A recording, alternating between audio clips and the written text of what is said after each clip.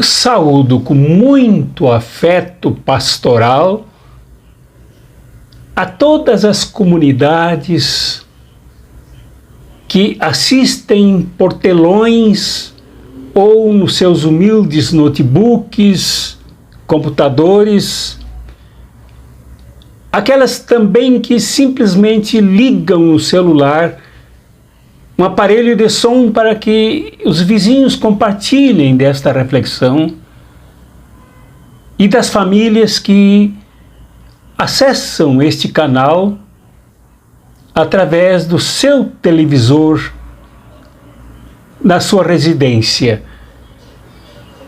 Isto é muito abençoador saber, e eu recebo as notícias em forma de feedback das pessoas que assim agem.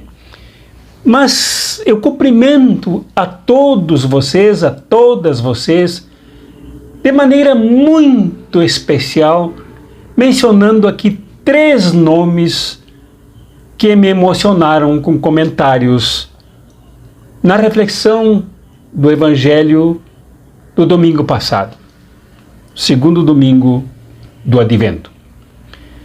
A primeira que menciono aqui é a sempre presente companheira, amiga, lutadora de Fortaleza, no Ceará, a psicóloga Conceição Azevedo. Ela escreveu, comentando no domingo passado: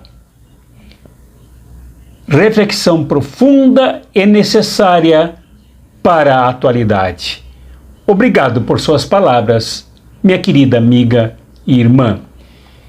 E outra pessoa que menciono com muito carinho e gratidão é a líder da igreja lá na Amazônia. Pessoa conhecidíssima, respeitada, amada pelos movimentos sociais, pelos quilombolas, e agora como universitária, fazendo ciência, fazendo academia, e daqui a pouco diácona, presbítera e bispa da igreja, Valdirene Cruz, que escreveu: gratidão, querido bispo, nós estamos te esperando, teu povo te saúda e acolhe com muito carinho e respeito. Muito obrigado ao nosso amado povo daí da Amazônia. E palavras surpreendentes que me emocionam profundamente, de um espectador novo aqui que eu não conheço, mas imensa honestidade e coragem. Antônio Roberto Caldeira Bergossi, que escreveu exatamente assim: Dom Orvandil tem meu total respeito. Embora não tenha o acordo em relação à fé religiosa, pois sou materialista dialético, respeito e muito Dom Orvandil como um verdadeiro e autêntico cristão, um irmão e um aliado dos explorados e oprimidos. Eu aceito, acolho com muito carinho e gratidão as suas palavras. Meu irmão, meu aliado, meu camarada, Antônio Roberto Caldeira Bergossi, que eu não conheço, não tive esse privilégio ainda de conhecê-lo. Mas eu entendi as suas palavras. A questão do aliado me honra muito, me faz feliz e me coloca no lugar que devo ocupar, como aliado da classe trabalhadora, da classe operária, nas suas palavras aqui, dos explorados e oprimidos. Agora eu peço que vocês deem pause aqui necessariamente para ler o Santo Evangelho que é o de Mateus, no capítulo 11, do versículo 2 ao versículo 11. Evangelho para este domingo 11 de dezembro de 2022, terceiro domingo do Advento. Leiam aí, por favor, se estiverem junto com outras pessoas, leiam juntos. Vocês têm o tempo que precisarem, que quiserem, para debater, depois voltem aqui a ativar o vídeo para combinar a reflexão que vocês fizeram com esta que sairá, que está aqui gravada em nosso vídeo. Leiam aí, debatam, reflitam, inspirem-se, alicercem-se, fortaleçam-se, em nome do Pai, do Filho e do Espírito Santo. Amém.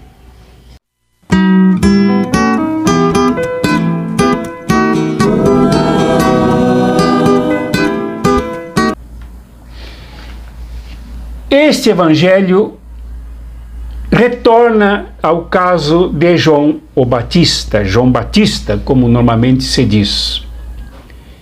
No domingo passado, no evangelho de Mateus também, nós vimos João nas barrancas, nas margens do Rio Jordão, pregando ao povo para que se arrependesse.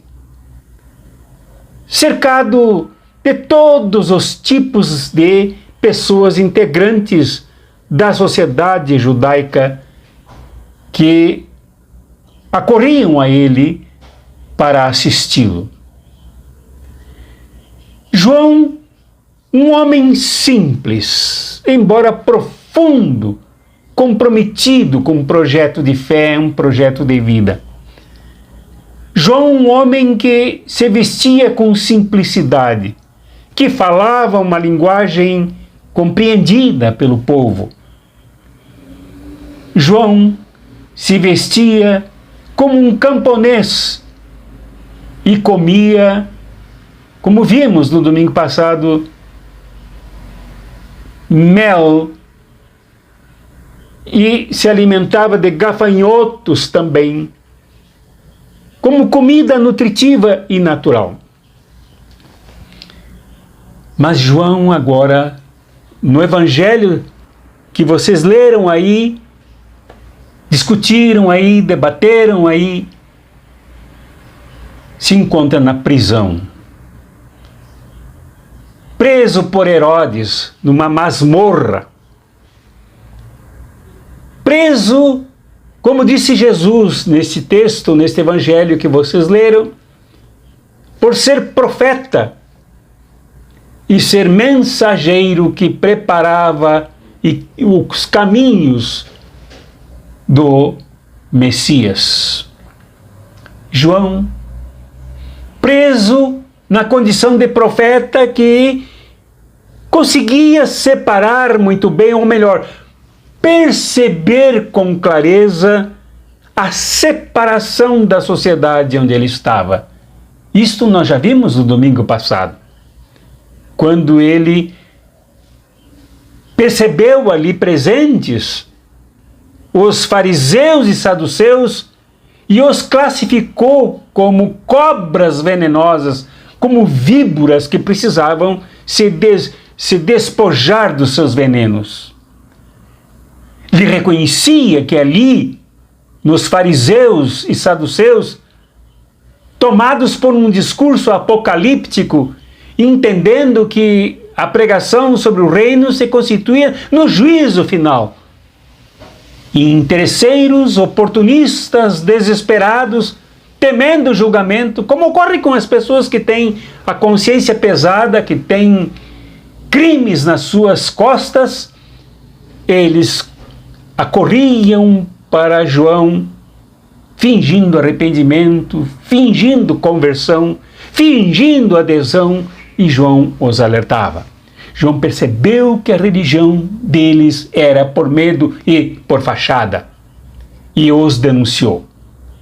Mas também João percebeu, como vimos em Lucas, que ali se encontravam também soldados que maltratavam o povo, e que cobravam explorando o povo, tirando dele propina e corrupção. Ali também ele se deparava com os publicanos. Ali também ele se deparava com todos os setores da sociedade, a quem ele pregava e anunciava que o reino estava próximo. Agora João está preso. E preso, sobre essa prisão de João se escreve muito, há muitos textos muito bons, autores que se baseiam em pesquisas profundas do contexto histórico todo, para constatar que a prisão de João era exatamente por causa desta divisão econômico-social. E ele fora preso agora pelo representante do Império de Roma, pelo representante de César. Ele fora preso por Herodes, por outra parte da sociedade, a sociedade dominada, a sociedade ocupada, a sociedade sob o tacão do império. Antes eram os fariseus representando a religião legalista, moralista, a religião do medo, a religião do terror. Agora, na prisão, ele se encontra trancafiado pelo terror de Herodes, conhecido sanguinário que ocupou esta parte da Judéia. E preso, dizem alguns escritores, ele se abateu e se deixou tomar pela pergunta angustiante. Ao ouvir falar sobre as obras de Jesus, como conta aqui em Mateus, que vocês leram, e ele manda os seus discípulos, ele envia os seus discípulos a perguntar para Jesus: Mestre, tu és o Messias ou devemos esperar outros? João faz a pergunta dirigida ao seu primo, faz a pergunta dirigida àquele que ele batizou no Rio Jordão, que era um dos que fazia parte do povo todo que buscava o batismo do arrependimento, sendo que Jesus não precisava disso. Mas agora ele pergunta, mais do que o primo, mais do que o batizado, ele pergunta para o Messias: és tu o Messias? Provavelmente João também fosse atingido um bocado pela teologia apocalíptica, que via na proximidade do reino o juízo final. Por outro lado, também João se deixava orientar pela ideia que tomava conta de muitos dos essênios e muitos dos habitantes guerrilheiros da região, que criam que era preciso destruir o Império Romano. Mas só poderia destruir o Império Romano outro reino mais forte do que o Império Romano, forte moralmente, forte enraizadamente no povo, forte enraizadamente na fé, forte ao ponto de submeter todo o terror ao seu verdadeiro lugar, a redução ao lixo. Isso não acontecia. João não enxergava sinais de que Jesus viesse libertá-lo, de que Jesus trazia o reino para derrubar as correntes, derrubar as portas da prisão, derrubar os guardas, libertar. E quem já passou pela prisão sabe o quanto isto é angustiante. O quanto a gente olhar pelas grades somente sinais de luminosidade e não ser beneficiado pela luz. Receber apenas algumas fagulhas de ar e não receber o oxigênio inteiro. Ouvir vozes, mas nenhuma que se solidarize. Ouvir risadas, mas não sentir nenhuma alegria. Isto toma conta de forma assustadora a quem se encontra preso. Isto danifica a fé. Isto desestrutura as certezas. E João foi abatido pela dúvida. És tu o Messias ou devemos esperar outro? E Jesus acolheu a pergunta de João.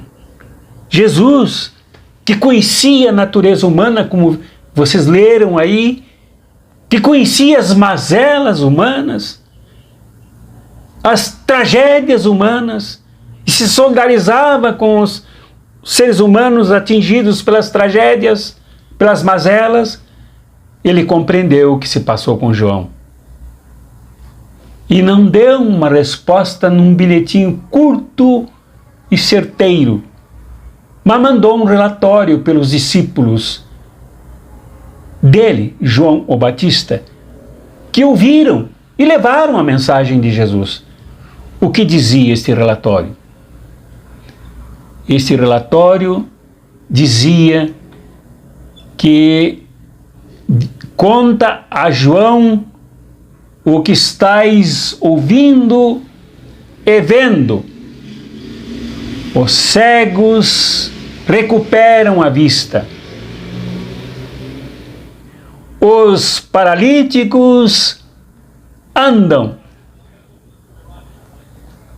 Os leprosos são curados.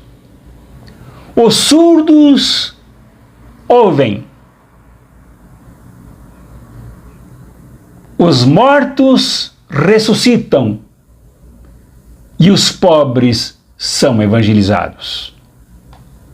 Esta é a agenda de Jesus, do que ele realiza como chegada do reino, não da maneira como João talvez esperasse, não com a urgência com que João aguardava, não de acordo do tamanho da fé que movia João, mas de acordo com o projeto do próprio reino que Jesus realizava nas pessoas. Palavras que João ouviu e entendeu que eram muito além de pequenas atividades de Jesus. Eram tremendamente ricas em simbolismos, eram simbólicas. Os cegos, isto é, o povo cegado, o povo que já não vê mais por sua própria visão, vê. Os surdos que já não ouvem mais a sua própria voz, mas as vozes das patas dos cavalos, as vozes dos militares que ocupam esse ambiente, as vozes dos que gritam e que mandam no povo. O povo já não se escuta mais. Agora, com Jesus, com o reino que age, eles ouvem. As pessoas ouvem. Os coxos, que é uma das experiências mais tristes do ser humano, que foi criado perfeito, é de não andar tanto quanto não ouvir e não ver. As pessoas não andam mais com as suas próprias pernas, não se locomovem mais nas direções mais corretas e mais justas. Mas agora, Jesus manda dizer para João que o povo começa a se libertar, começa a andar. E até mesmo aqueles que se sentem mortos, que já não têm mais perspectiva de vida, que já não tem mais a semente da alegria e da esperança, ressuscitam, passam a viver intensamente, vibram o reino que Jesus traz. E os pobres são evangelizados com a boa nova. Como disse Lucas, eu vim para libertar e trazer a boa nova aos pobres e oprimidos. Os pobres marginalizados, os pobres desprezados, desconsiderados, desclassificados, rebaixados, são evangelizados por Jesus. Este é o reino que ele vem trazer, sobre o qual o Batista não conhece muito, não sabe quase nada, e se angustia na prisão, aguardando este reino que Jesus vê realizar no seu ministério juntamente com o povo. E os discípulos de João voltaram. Voltaram para dizer para João que Jesus também falara sobre ele, João. Que ele se vestia de forma tão simples e não se vestia de roupas finas. Jesus percebia também a divisão social.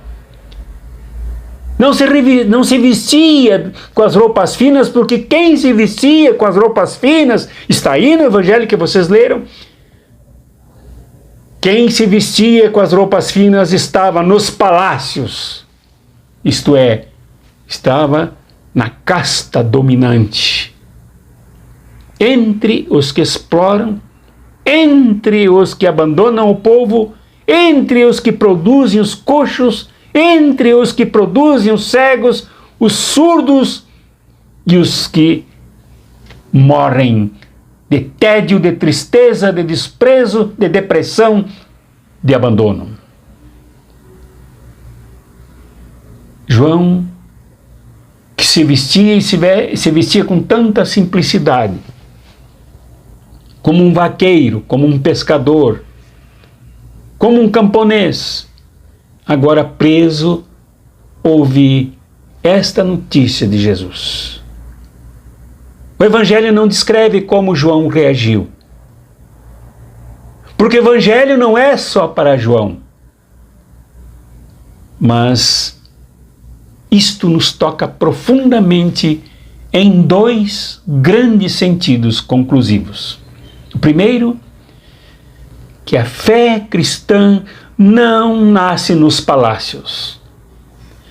A fé cristã não é produto da dominação. A fé cristã não é produto dos que vivem no luxo, trajando roupas finas, sustentadas por aqueles que são explorados. A fé nasce nas margens do Rio Jordão e toma corpo na prisão com um homem aprisionado por ser profeta e por ser aplainador dos caminhos de Jesus. Esta é a raiz da nossa fé também, que inspira e deve produzir frutos semelhantes em nós, não para que sejamos presos, mas para que nos abracemos a mesma causa que pode significar prisão, como ocorreu para João. Mas a causa é a mesma que levou João para a prisão, com fidelidade, com lealdade, com honestidade em fazer a pergunta que o inquietava. E a mesma fé se move no meio do povo onde Jesus fazia acontecer o reino. E a segunda conclusão, segundo ponto conclusivo, é que a fé necessariamente tem relação popular. Necessariamente, se se trata de fé, ela tem relação com os sofrimentos do povo. E dirige os profetas, dirige os discípulos, dirige as discípulas, orienta os que seguem o reino que Jesus trouxe para o meio do povo, dos coxos, dos cegos, dos surdos e dos que morrem. É lá o lugar da fé. Totalmente práticos, como conclui esse pequeno trecho do Evangelho de São Mateus.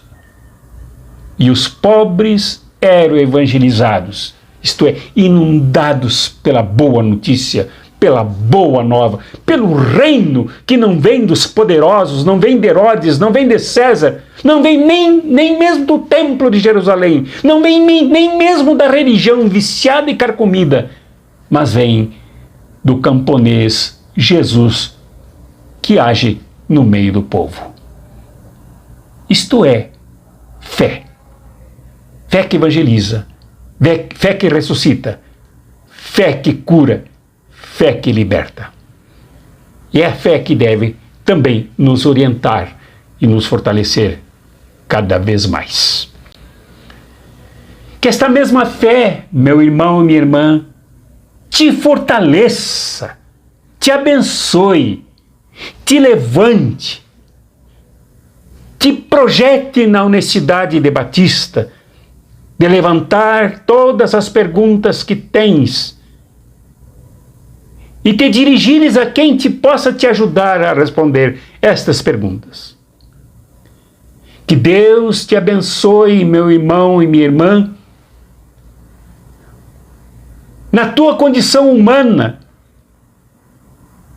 para que tu te cures de todas as dores e todos os males que reduzem o ser humano ao sofrimento, à cegueira, à surdez, à mudez e à morte. Sê tu discípulo e discípula deste Jesus que começou com João o Batista preso, mas mantendo a sua fé sempre acesa e erguida. Seja contigo. Em nome do Pai, e do Filho, e do Espírito Santo. Amém.